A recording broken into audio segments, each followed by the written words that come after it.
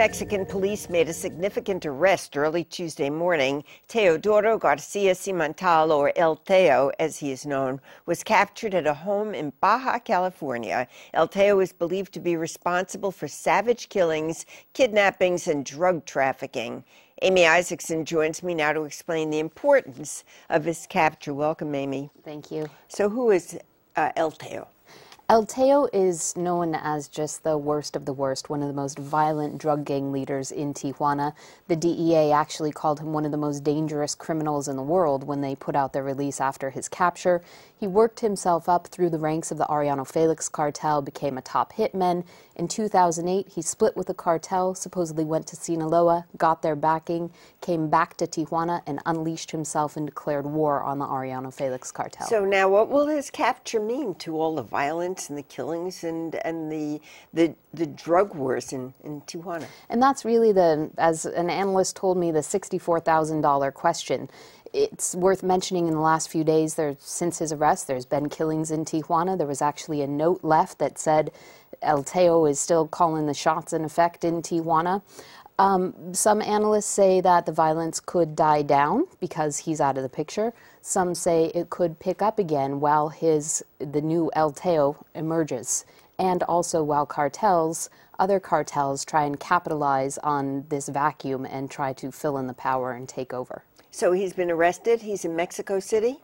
He is in Mexico City. And what's he being charged with? He is being charged with 300 murders, with drug trafficking, with racketeering. Here in Tijuana, the state attorney general says he's linked to 50 open criminal investigations, including murder, kidnapping, extortion, etc. The state attorney general also says that he is tied to about 1,000 murders during the last 2.5 years in Tijuana. So I would guess that if he were convicted, he'd be put away for a long time, if not forever. One would expect. Yeah. Meanwhile, he's been out there for a while, hasn't he? How long has he been evading capture? Well, in I believe it was 2004, 2005, there was a picture of him that was released. And I believe that probably made his life much more difficult. Then in January of 2009, the DEA released another photo of him. They're looking for information for him. I've heard that El Teo did not spend 72 hours in one place, and there's rumors that they were actually close to capturing him recently, but that he escaped. Well, of course, we are really concerned in San Diego about all of the drug cartels and the violence in Tijuana. We are so close.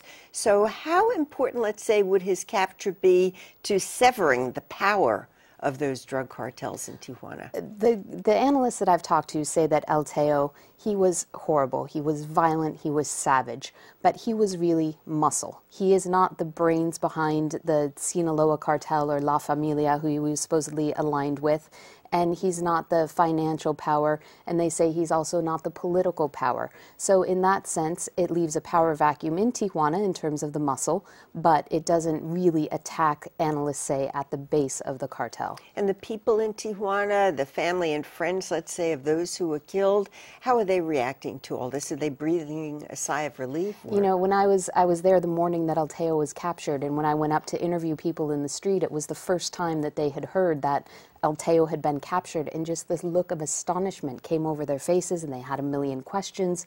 They were jubilant, but then quickly said, well, there's still more work to do. There's a group of people in Tijuana, families of disappeared people, and this has given them some hope because El Teo oversaw a man who dissolved hundreds of bodies in acid. So they're asking El Teo if he can identify photos of their loved ones to see if maybe he had something to do with their disappearance. But you did say there have been more killings since he was captured. So I'm wondering about the Mexican police, the police in Tijuana, whether they think they can breathe a sigh of relief or whether it just goes on.